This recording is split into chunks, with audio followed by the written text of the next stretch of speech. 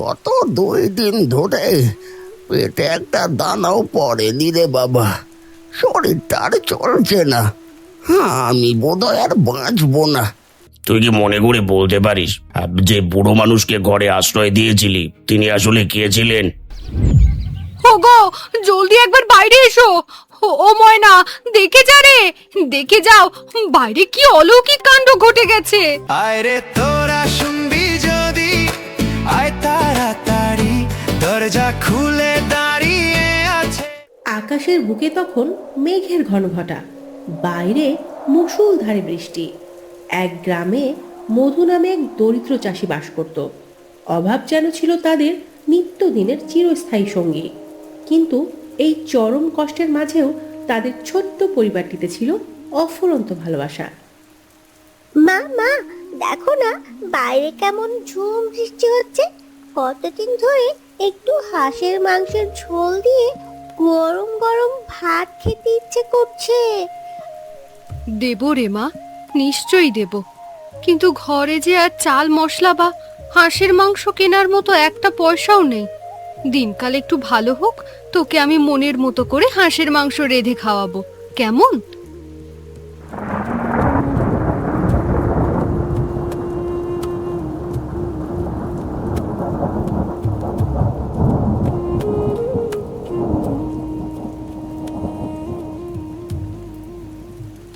ঘরে এক ফোঁটা তেল নেই, মশলাপাতি নেই, এমনকি পেট ভরে খাবার মতো চালও নেই। আর আমার ছোট্ট মেয়েটা কত আশা করে খেতে চাইলো হাঁসের মাংস।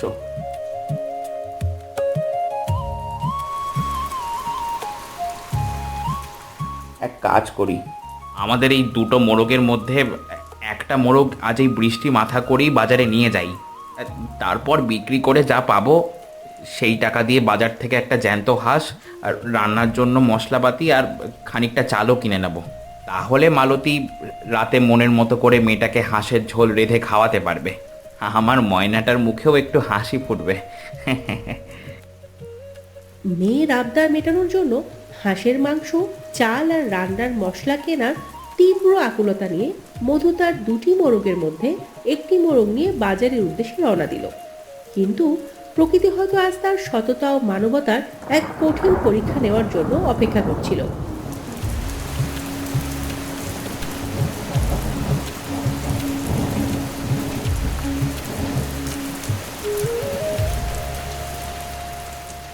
আপনি এইভাবে এই ঝড় বৃষ্টির মধ্যে এখানে একা একা ভিজছেন কেন? আপনার কি হয়েছে? কেউ কি নেই আপনার? আপনি একটু কথা বলুন না। বাবা, গত 2 দিন ধরে পেটে একটা দানাও পড়েনি রে বাবা। শরীরটা আর চলছে না। হ্যাঁ, আমি বোধহয় আর বাঁচবো না। একটু খাবারের ব্যবস্থা হবে বাবা?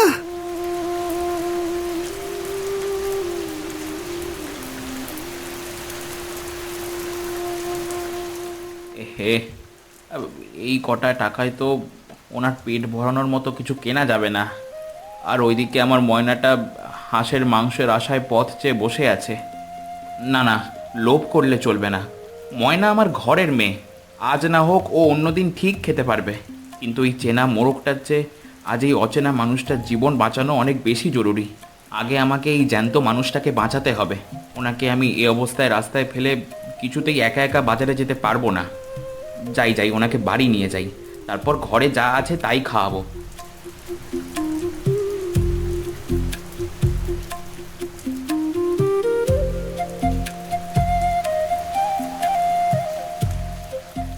ওগো, এটা কি কাণ্ড! মোরগ বিক্রি করে মেয়ের জন্য হাঁসের মাংস আর ঘরে চাল ডাল নিয়ে আসবে, তা না করে এই ঝড় বৃষ্টির মধ্যে এই অচেনা বৃদ্ধ মানুষকে কোত্থেকে ধরে তুলে আনলে? ঘরে যে সামান্য একটু চাল ছাড়া আর কিচ্ছুটি অবশিষ্ট নেই, তা তো তুমি ভালো করেই জানো। আহা মালতী, একটু চুপ করো তো। আরে উনি গত 2 দিন ধরে একটা দানাও পেটে না দিয়ে ওই ঝড় জলের মধ্যে রাস্তায় অচৈতন্য অবস্থায় পড়েছিল। শোনো, নিজের পেটের লোভ আর জীবের ইচ্ছের চেয়েও এই মরো মরো জ্যান্ত মানুষটার জীবন অনেক বড় গো। শোনো, তুমি এক কাজ করো, তুমি আর কথা না বাড়িয়ে যেটুখানি ঘরে চাল আছে ওইটুখানি ওনাকে ফুটিয়ে একটু খেতে দাও।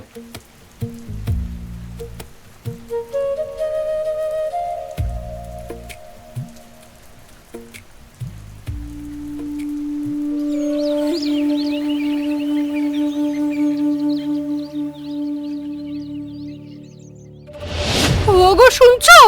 ওরে, হে কি সর্বনাশ হলো! মোরগগুলো কই গেল? খাঁচায় তো একটাও নেই।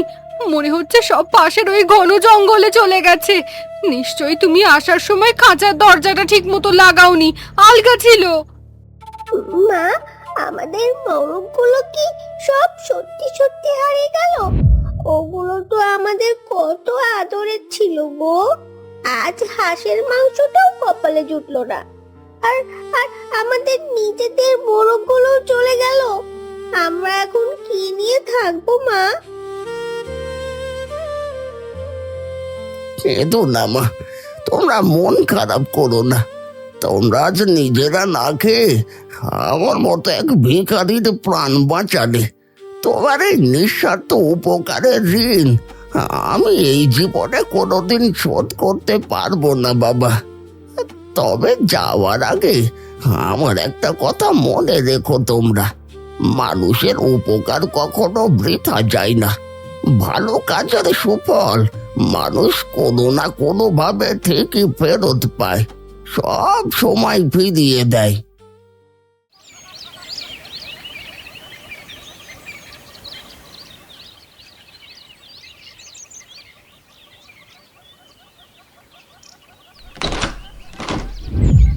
ওগো, জলদি একবার বাইরে এসো।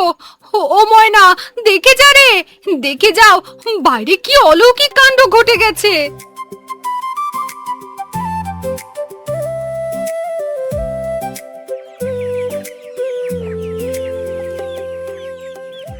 আরে, এ কি কাণ্ড! এটা তো আমাদের হারিয়ে যাওয়া সেই মোরগগুলো। কাল সন্ধ্যায় খাঁচা থেকে যেন কিভাবে বের হয়ে ওই পাশের জঙ্গলে চলে গিয়েছিল। আর আজ দেখো, সাথে আরো 3টে মুরগিকে ফুঁসলিয়ে নিয়ে এসেছে একেবারে। বাবা, দেখলে তো আমাদের কতগুলো মুরগি হয়ে গেল এক রাতে। এবার থেকে আমি প্রতিদিন সকালে গরম গরম বড় বড় ডিম খাবো। কি মজা! সততার পুরস্কার হয়তো এভাবেই প্রকৃতি ফিরিয়ে দেয়। মাত্র কয়েক মাসের মধ্যে মধুর ঘরের মুরগির সংখ্যা হু হু করে বাড়তে লাগলো।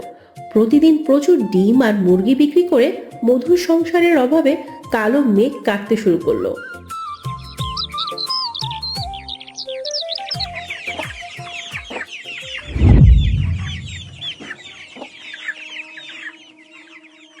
ওহে মধু, ঘরে আছো নাকি? মোড়ল মশাই তোমায় ওনার বৈঠকখানে এক্ষুনি ডেকে পাঠিয়েছেন। নমস্কার সনাতন দা। তা মোড়ল মশাই এই অসময়ে হঠাৎ ডাকলেন কেন বলো তো? কোনো বিশেষ দরকার পড়েছে নাকি? ও অত সত্য আমি জানি না বাপু।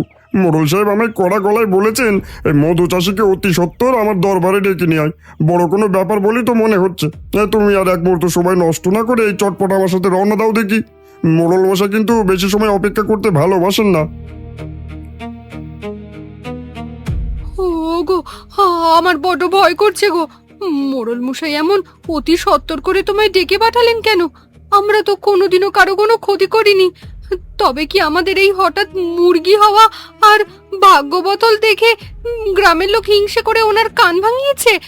উনি কোনো অন্যায় শাস্তি দেবেন না তো তোমায়? আরে অত ভেবো না তো মালতী।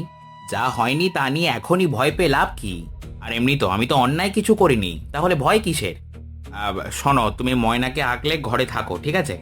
চলো সনাতন দা, মোড়ল মশাই যখন ডেকেছেন তখন আর বেশি দেরি করব না। আমি এই নতুন জামাটা গায়ে গলিয়েই তোমার সাথে যাব।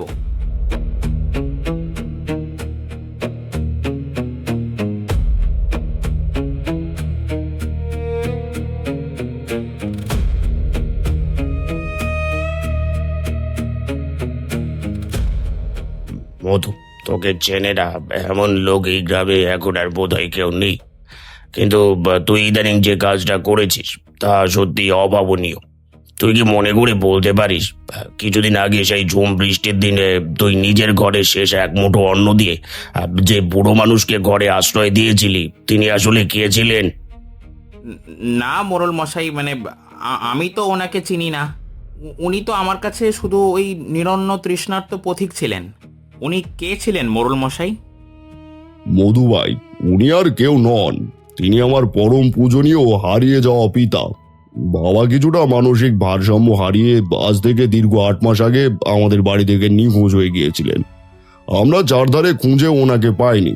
তুমি সেদিন নিজের ঘরের শেষ চালটুকু দিয়ে নিজের স্বার্থ সম্পূর্ণ ত্যাগ করে ওনাকে নিশ্চিত মৃত্যুর হাত থেকে বাঁচিয়েছো। আমার বাবা বাড়ি ফিরে সুস্থ হয়ে শুধু তোমার কথাই বলছেন মধু ভাই। আমি আজ তোমার কাছে চিরঋণী।